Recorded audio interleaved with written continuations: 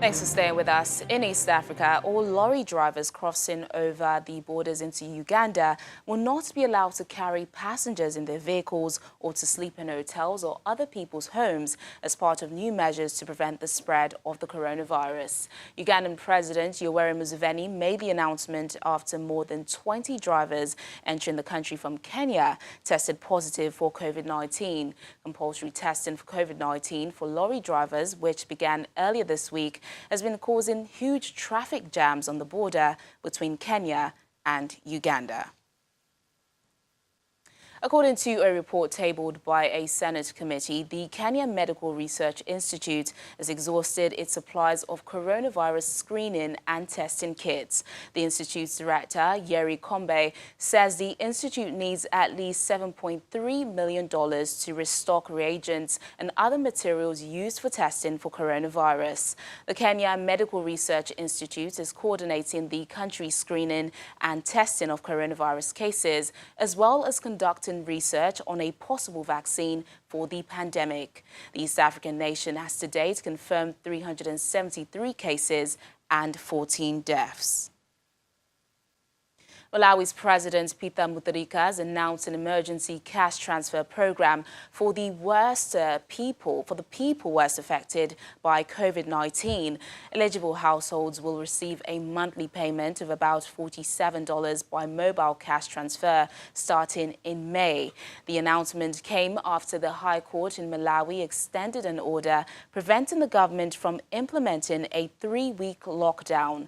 Human rights group had complained that there was no safety net for the poorest people whose livelihoods would be affected. The country, with a population of about 18 million people, has so far recorded 36 cases of coronavirus, including 3 deaths.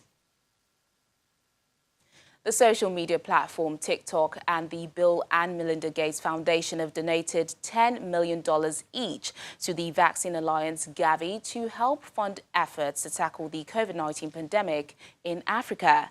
Gavi says the funds would be used to distribute and deploy any new vaccines against COVID-19 once they are developed, trialed and licensed. Gavi is a public-private partnership backed by the Bill and Melinda Gates Foundation, the World Health Organization, the World Bank, UNICEF and others, which arranges bulk buys to reduce vaccine costs for poor countries.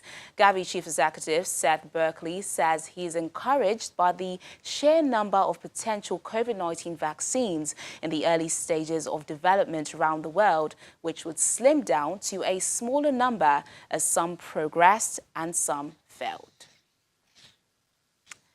Well, the UN peacekeeping chief says despite the improving relations between Sudan and South Sudan, it remains very unlikely that progress will be made in determining the final status of the Abyei area in the short to medium term. Briefing the Security Council via video link, the UN peacekeeping chief says the security situation in the area remains volatile, with episodes of heightened tensions between both parties. The peacekeeping chief also adds that although no cases of COVID-19 have been recorded in the region, a COVID-19 task force is visiting the area to verify the state of preparedness. At the local level, the security situation in the Abyei area remains volatile, with episodes of heightened tensions between the Dinka and the Miseria communities, an increase in criminality and the presence of armed elements in UNISFA's area of responsibility. UNISFA strove to contain insecurity and to keep the Abyei area a weapons-free zone through rapid response and presence in sensitive areas. However, the movement of armed men reported by the local population on several occasions during the reporting period remained a source of concern. The VTC meeting of the security.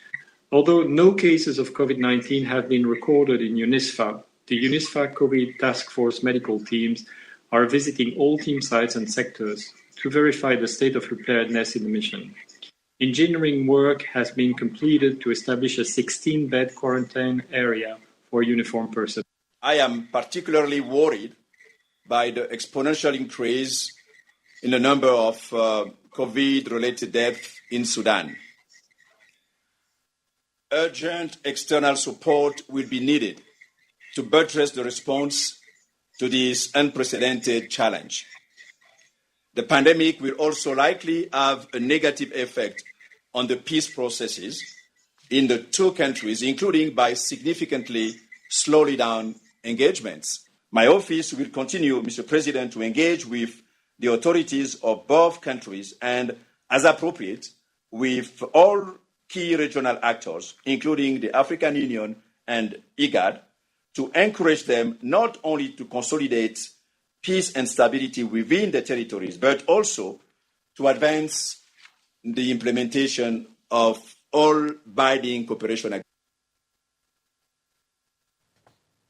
Teachers in Kenya now broadcast classes over community radio to keep refugee students learning after schools closed to slow the spread of COVID-19.